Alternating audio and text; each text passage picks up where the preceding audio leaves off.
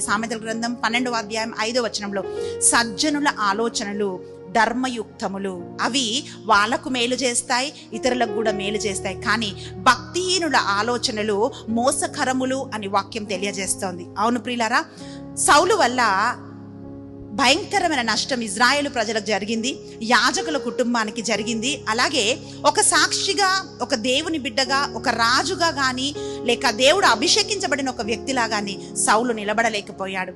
కారణం ఒకటే, తన సొంత ఆలోచనలు, సొంత అభిప్రాయాలు.